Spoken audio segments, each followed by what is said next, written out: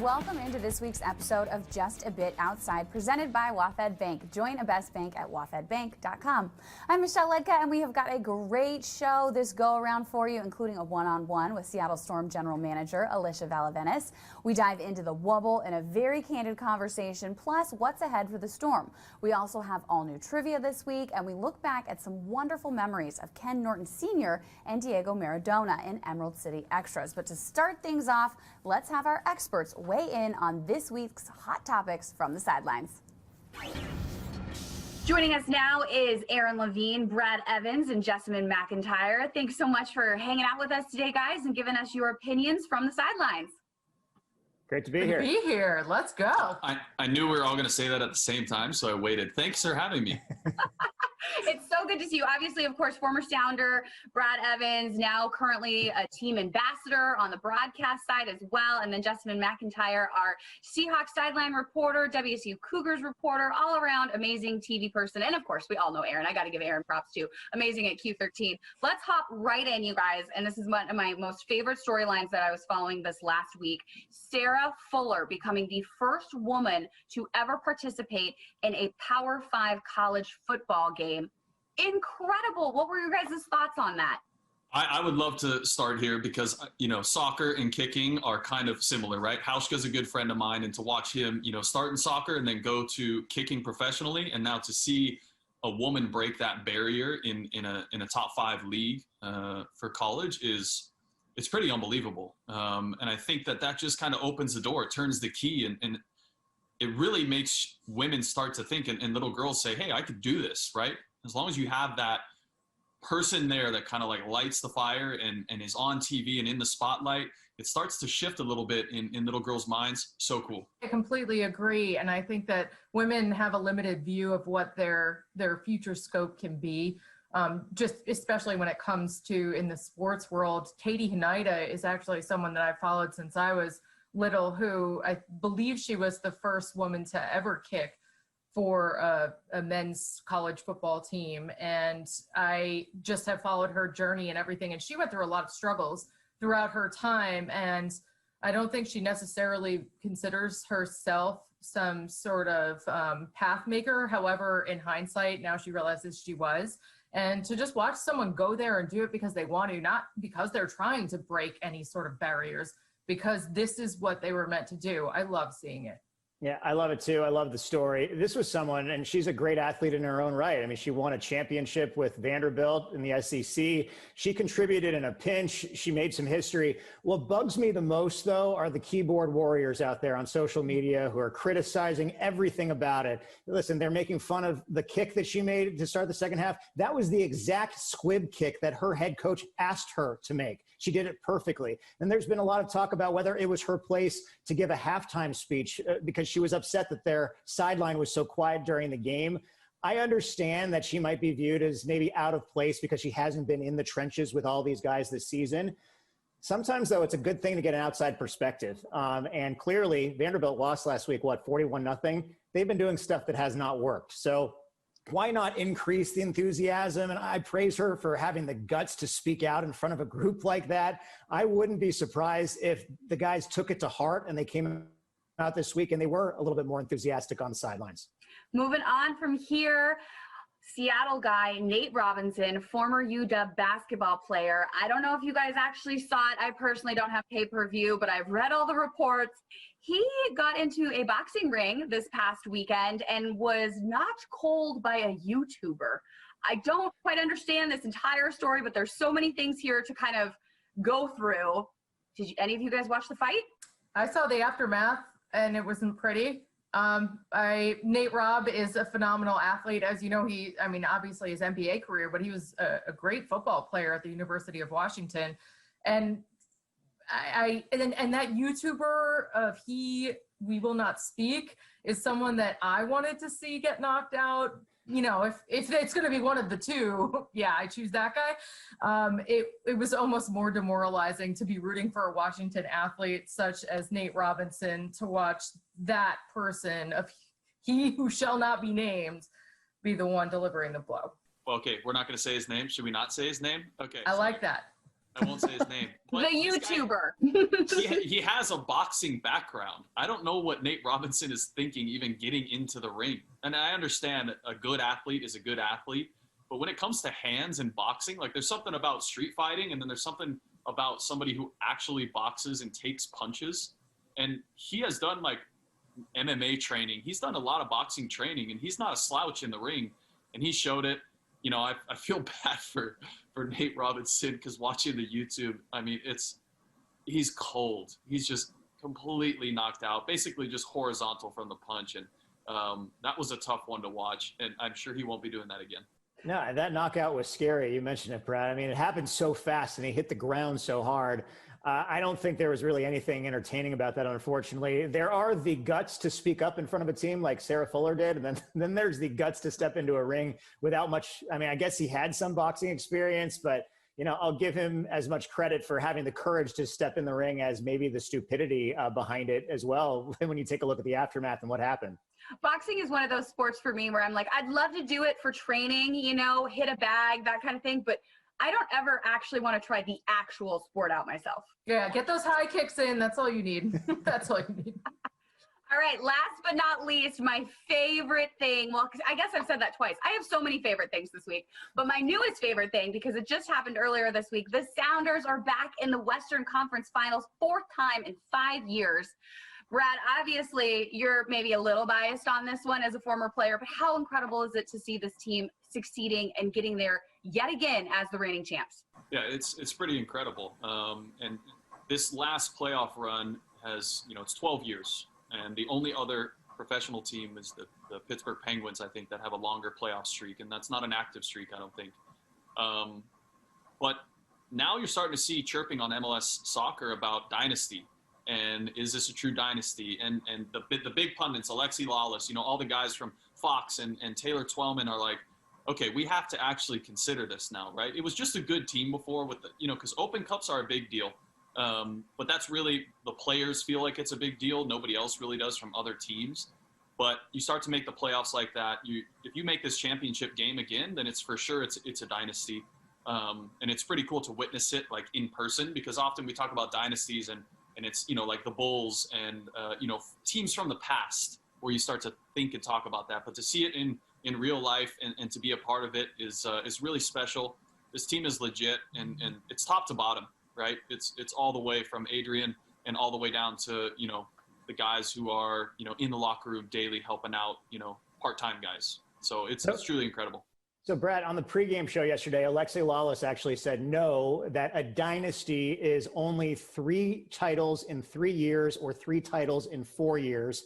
So if you take a look at the Sounders, they've won 2 titles in 4 years. If they won this year, it would be 3 titles in 5 years. Does that qualify? And I think a lot of us would say yes, but I was just really interested yesterday when he brought up that point. He's like, no, this isn't a dynasty. We're not talking about that at all. It was a different kind of take than we had on this same digital show just a couple of weeks ago, saying, of course, it's a dynasty if they win this year. Yeah, Alexi always has a different take, and he loves to stir the pot. That's what he does and that's why he's so good at it, and he gets under a lot of people's skin. But he asks all the right questions, and he really does his homework. He basically says the thing that nobody's thinking about, right?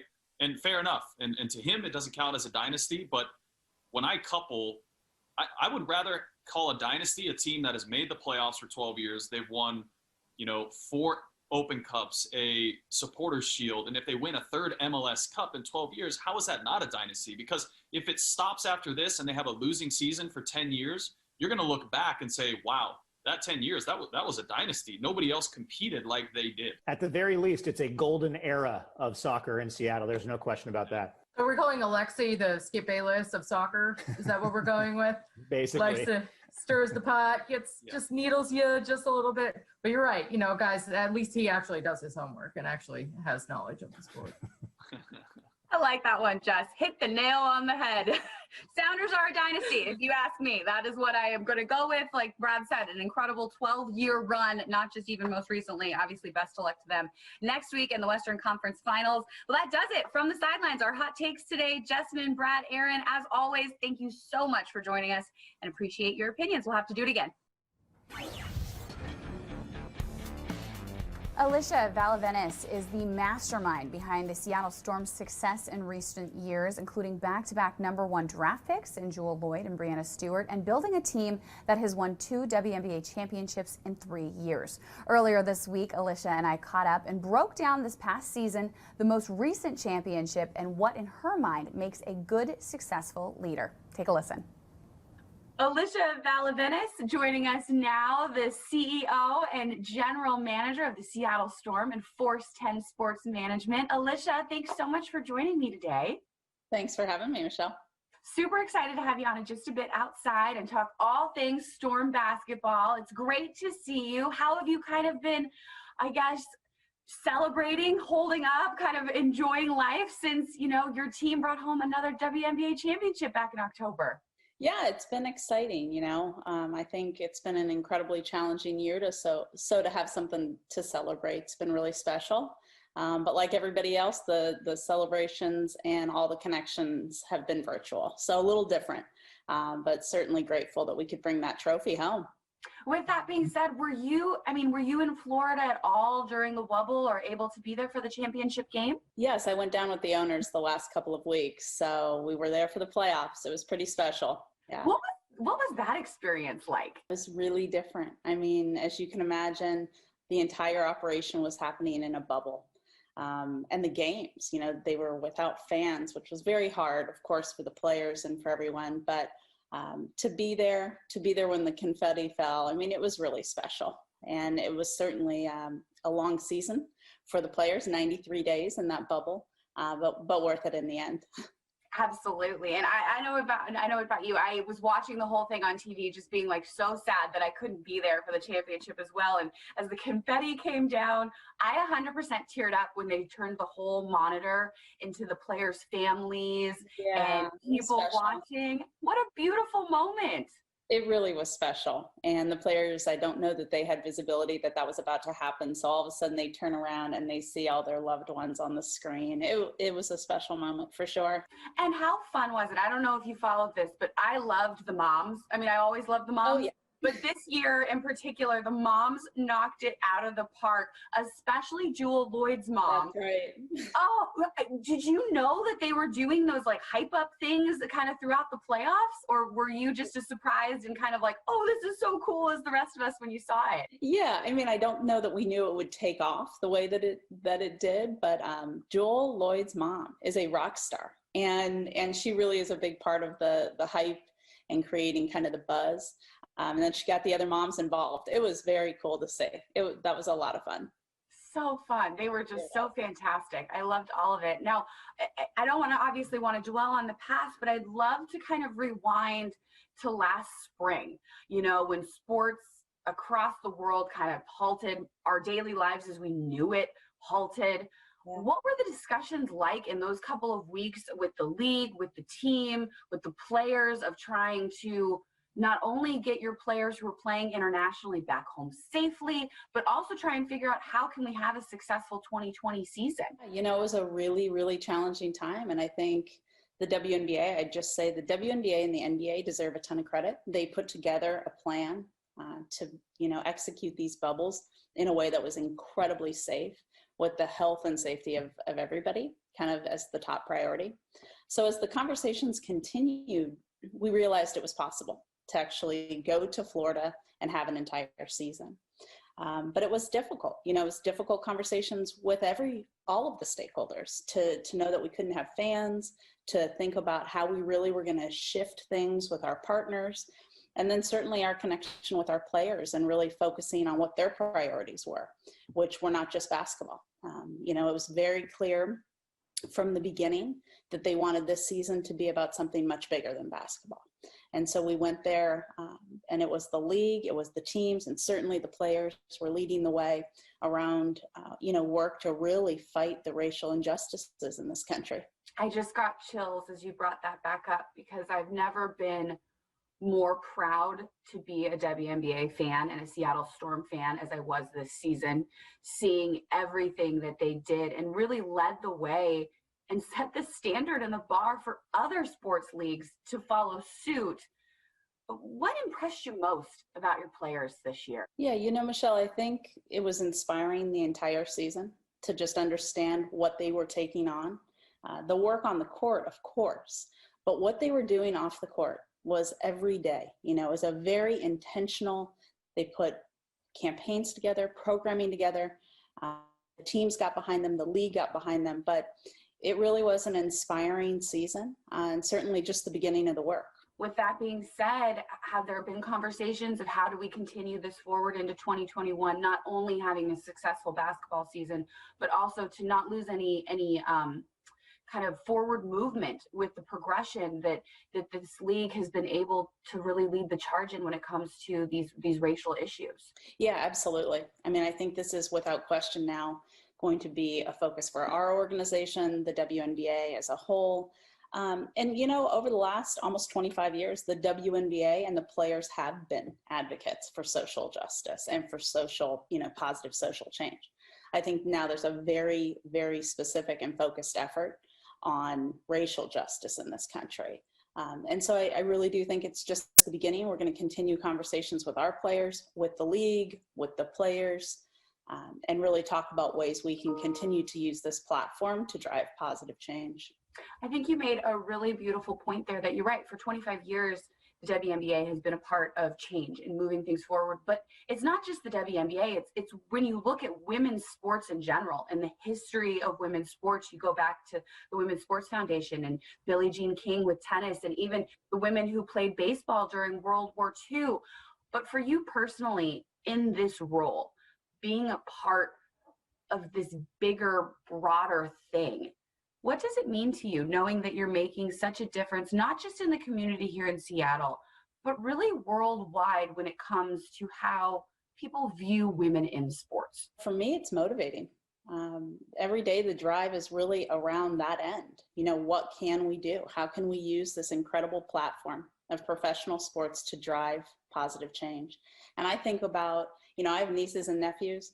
I think about the little girls. I also think about the little boys and what it means for us to have women's sports as a part of the fabric of this society, what it means for our little girls and our little boys. So for me, it's really motivating. I do think, the paradigm is shifting. I think that change is coming. I think we do have a long way to go, but I'm motivated and certainly hopeful that we're going to get there. Was that something for you always kind of within you when you were shaping out your career path, but was kind of being in a position to help kind of bring change about? Was that always something you wanted to be a part of? I knew I loved the game. So that's kind of where it started. I'm an identical twin. I'm from Indiana. So we started playing ball very early. I think for me, it started with the power of team, being a part of something and recognizing that it was bigger than just yourself. But certainly, as the years have continued, as I had a chance to coach and as I had a chance to kind of be in sports administration at the collegiate level, I started to really understand the power of this platform if we take these platforms and try to do something good with them. So along the way, I think I've been more kind of aware of that and intentional around it, but certainly just grateful that I'm in a seat, that I have a chance to every day do something to drive change. It's absolutely wonderful and inspiring. And on a completely other note, a couple years ago, you played basketball with one of my coworkers, Jamie Tompkins, and I was incredibly jealous. So please tell me that when COVID is all over, you and I can get out on a court. You can show me some of your moves. Oh my gosh, Michelle. I hung up the shoes a long time ago, but anytime you want to play, I'm down. I can guarantee no matter what, you'll be better than me. I don't think so. I bet you've got some game. Oh, I like to think that I do. I'm really good at like pop-a shot, like the little, that's at the front office. So there we go. There it is. That's my jam right there. I love it. Now, before we kind of wrap things up, I want to point out just all the amazing accolades. And I know you're so humble. I know you're not going to want me to point them out, but you have been named by so many publications over your entire career. Obviously, most recently with the Puget Sound Business Journal, you were in the Power 100 in 2020. Back in 2019, you were on their list of game changers. You have been recognized by Adweek as one of the most powerful women in sports. It's so amazing to see all of that as someone who is a Storm fan and a Seattleite, because I feel so lucky that we get to have you with our organization. But I'm curious, I'm going to put you on the spot here. What do you think it is about you that has made you such a good and successful leader? Well, thank you for that. It's the truth is it's a team, you know, and I have been honored in those ways, but it is about the team behind me. And I really believe that. So, you know, from the beginning, I'm part of a big family. I'm one of 6. Team started really, really early for me. And I've been really invested in that along the way, just the power of a team coming together. And that's what those are about. That's just a reflection of the incredible people around me on and off the court that are really doing this incredible work. I love that. And that's what makes you such an incredible special leader. As always, appreciate your time and your insight. Thank you for everything you do for our community and for this team. And thanks so much for the time. Best of luck moving forward. Thank you, Michelle. And likewise, thanks for all you do. Erin Levine joining me now. And here at Q13, Erin, we have been lucky to be the television partners of the Storm for the recent years. And this season aside, we have gotten a pretty nice front row seat to take in all the team's incredible success these last couple years. We have, and I'm glad that you touched on that at the end, that the team is always a reflection of the leader, and the leader in this case is Alisha Valavanis. I'm so glad you had a chance to speak with her. 2 things stood out to me, aside from just her leadership role that she has taken within the organization and leading that and framing that team together that has now won a couple of championships under her watch.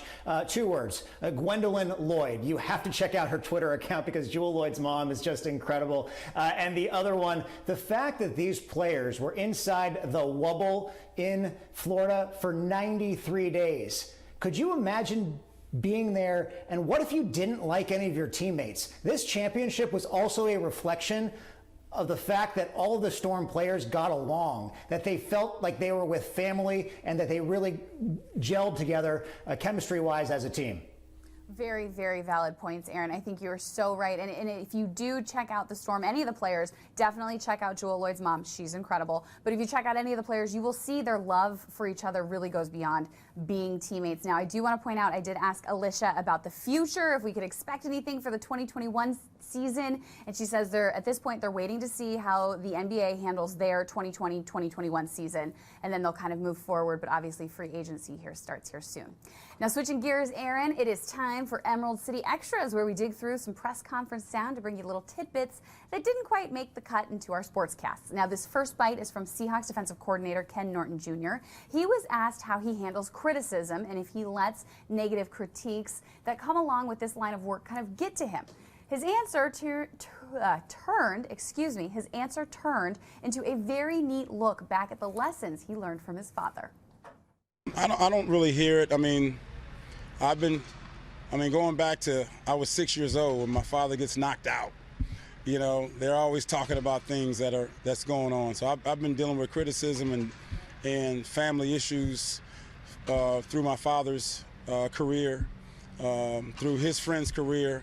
So when it comes to me, you know, I have a certain way to deal with it. I understand and I get it. You know, everybody loves the winner and everybody has all the answers for the guys who aren't playing well. So I totally understand that and I get it. So it's a matter of us taking care of our business. And we take care of our business, we do our work, we play the way we're supposed to, and then, you know, you quiet the noise. Now, some context there. Ken Norton Sr., Ken Norton Jr.'s father, was a professional boxer, so that's when he said he got knocked out in the ring. Listen, metaphorically speaking, Ken Norton Jr. has been knocked out a couple times this season. When you take a look at the Seahawks defense, which is ranked dead last in the league, then again, it has started to take that turn the last few weeks as they've started to get more players healthy. They were on track to give up more yards this season than any other team in NFL history. They're not on that pace anymore because they've really stepped up against the Rams, the Cardinals, and then this past week as well on Monday Night Football against the Eagles. So don't put all the blame on Ken Norton Jr. just yet. Let's see how they evolve as the season goes on. Quieting that noise and really just taking care of business internally. Good to see. Hopefully it keeps going in that direction for them. Now, the soccer world lost one of the greats last week as Diego Maradona passed away at the age of 60. If you're on social media at all, you couldn't miss the pouring out of memories and moments that this man created for so many, including the Roldan family. Sounder Alex Roldan was asked about him earlier this week and recounted this lovely story.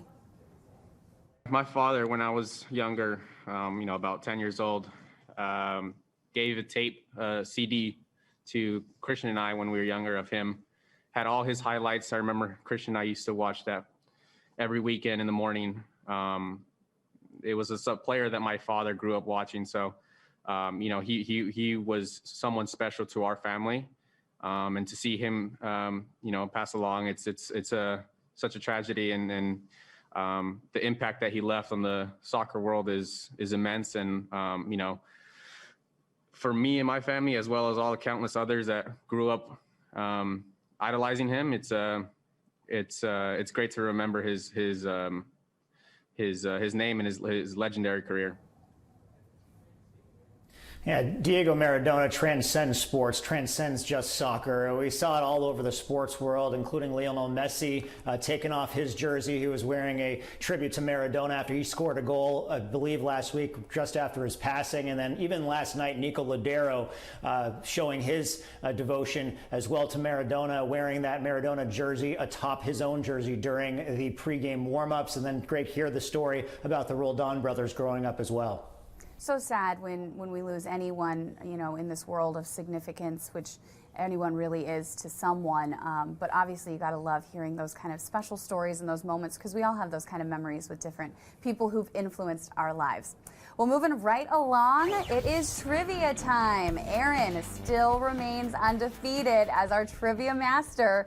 Will that still be the case, though, after today? Let's find out with the help of Jessamyn McIntyre. Here's On the Clock. Today we're welcoming Omar Nasser, ZIE. Did I say that right? You got it. Yeah. You got it. He's big on social media. One of our followers at Omar Dahomey. That's Dahomey on Twitter. Love that name. Omi Dahomey. Omi Dahomey. Okay, I got it. And where do you live? What do you do? I live down in Pioneer Square, about 5 blocks away from CenturyLink. My company's based out of Portland. We invented a way to age spirits in a bottle. So it's a little stick that you put in a bottle of booze, and 24 hours is equivalent to about 3 years in a barrel. If that's the case, I'm going to be spending more time in Pioneer Square, even though there might not be too many games going on aside from Seahawks games. I got an NFL Sunday ticket and a 110-inch projector screen, so come on down. Another reason to be spending more time in Pioneer Square. Omar, here's how it works today. Each of us has a minute to answer as many questions as possible. You're playing for a $100 gift card to Daniel's Broiler, and you have to beat me outright to win. A tie goes to the house. All right. I also want to mention that these trivia questions are provided by our friend, the Fish, Jeff Aaron's Fame Trivia USA. Be sure to check them out at Fame Trivia USA on Facebook. They host trivia nights all over the area, and they are a ton of fun. I'm going to give you the honors. I'm going to take my headphones out. I'm putting on different headphones here. Today, got a little... Wait, hold up real quick. I just wanted to say my company's Time and Oak. Okay. www.timeandoak.com. So go check it out. There you go. Check out Time and Oak. And also, I'm listening to some One Republic over here. So Jessamyn McIntyre's on the line. She's going to go ahead and host and ask you the questions. Here we go. Great. Sounds good. All right, Omar, are you ready? Yep. Omar, you are officially on the clock. Okay. Name the fictional cartoon character who worked at the Krusty Krab. Krusty Clown? What daytime TV talk show host signed off with "Take care of yourself and each other"? Pass. Who is the captain who devotes his life to catching the great whale in Moby Dick? Ahab. Which country's soldiers have the duty of protecting the Pope? Switzerland. He is on TV more than a Kardashian, Dr. Fauci, but what is his first name? Tony. Anthony. If you were to visit the Queen of the Adriatic, what European city are you visiting? What's that? If you were to visit the Queen of the Adriatic, which European city are you visiting? Dubrovnik, Croatia. What deputy did Barney Fife keep in his front shirt pocket? Oh. Pass. I know it, but I can't even think of it. All right, that'll do it. You did get 3 right, though. All right. All right, Aaron, you are officially on the clock. Name the fictional character who worked at the Krusty Krab. SpongeBob SquarePants. What daytime TV talk show host signed off each day, take care of yourself and each other? Donahue. Who is the captain who devotes his life to catching the great whale in Moby Dick? Ahab. Which country's soldiers have the deputy protecting the Pope? Vatican City. He is on TV more than a Kardashian, Dr. Fauci, but what is his first name? Say that again. He is on TV more than a Kardashian, Dr. Fauci, but what is his first name? Anthony. If you were to visit the Queen of the Adriatic, what European city are you visiting? Athens. What deputy did Barney Fife keep in his front shirt pocket? Pass. Tinky, Winky, and Dipsy are Teletubbies or Beanie Babies. Which one? Teletubbies. And that will do it, Aaron. You only got to one question more than Omar did. And once again, a tight race. You won 4-3. Oh. Ah! That was a close one. Omar, just for playing, we got a Q13 Fox coffee mug for you for all the nights you can stay up and drink some of the spirits that you guys have come up with. Solid. Sounds good, Aaron. Hope to see you soon. We're looking for a rematch sometime soon. Omar, thanks again. Shout out to everybody in Pioneer Square. I'll see you soon. All right. Have a good one, guys. So here are the answers. SpongeBob works at the Krusty Krab. Jerry Springer signed off with take care of yourself and each other. Captain Ahab was from Moby Dick. The Swiss Guard protects the Pope. It's Anthony or Tony Fauci. Barney Fife kept one bullet in his front shirt pocket. Venice is the Queen of the Adriatic, and Tinky, Winky, and Dipsy are Teletubbies. We're having some close battles, but so far we're still undefeated. Michelle? Love it, Aaron. And I've got to say, I do love Omar's product, Time and Oak. I've used it before. It's an awesome little stick. You throw it in your bottle of whiskey or bourbon, ages it nicely. Delicious if that's your jam. So definitely check that out. And if you want to take on Aaron and be a part of On the Clock, just head over to Twitter and send a note to Aaron at AaronQ13Fox for your chance to join us on the show. And before we wrap things up on this week's Just a Bit Outside, let's take a look at the headlines we are tracking by checking in on the top storylines brought to you by WaFd Bank. Get free checking at a best bank, wafdbank.com. First, the new signage for Climate Pledge Arena and the new home of the Kraken and Seattle Storm has arrived. Installation began on Wednesday. Santa Clara County has suspended all contact sports for the next 3 weeks as they do their part to get the spread of the COVID-19 pandemic under control. As a result, the 49ers are now training out of Arizona, and Stanford, who takes on the Huskies this weekend, is preparing for their game in Seattle hotels and at local Washington State high schools. And lastly tonight, the Mariners have tendered 2021 contracts to 34 players, including arbitration-eligible players like Mitch Haniger, Tom Murphy, and J.P. Crawford. Let's bring Aaron back in now for his picks this week and against all odds. And like trivia, Aaron, we're doing pretty good on these picks as well. We are doing fairly well, Michelle. I mean, if people have placed bets on our picks, I can guarantee you that they are actually making some money over the course of this season. So let's take a look at how we did last week. We are now 18-10 against the spread this season, a solid 64% winning rate so far. We lost with the Lions on Thanksgiving, but we won with the Washington football team over the Cowboys. I told you to take Stanford as an underdog. That came through, and Nebraska came through as well as a 2-touchdown underdog at Iowa. So this week, I'm going to go with some big underdogs. Vanderbilt is getting 35.5 points at Georgia. Vandy fired their head coach last week after a 41-0 loss to Missouri. This week, they play with pride. They keep it a little bit closer in my mind. Indiana lost to Ohio State by a touchdown, so I'm going to take 2 touchdowns at Wisconsin. And Syracuse has won twice for me as a big underdog, so let's go 3 for 3 by taking 33.5 points at Notre Dame. In the NFL, I'm taking 2 home underdogs with the Texans and the Falcons, both getting about a field goal as well. I'm feeling 5-0 this week, Michelle. What do you think? I love the confidence, Aaron, and I feel it as well. 5-0. Let's do it. We'll check back in on that next week. And that does it for us here on this episode of Just a Bit Outside, presented by WaFd Bank. Join a best bank. A huge thanks to Alisha, Brad, and Jessamyn for joining the show. For Aaron Levine and our entire production crew, I'm Michelle Ludtka. Thanks for hanging out with us. We'll see you same time, same spot next week. Bye.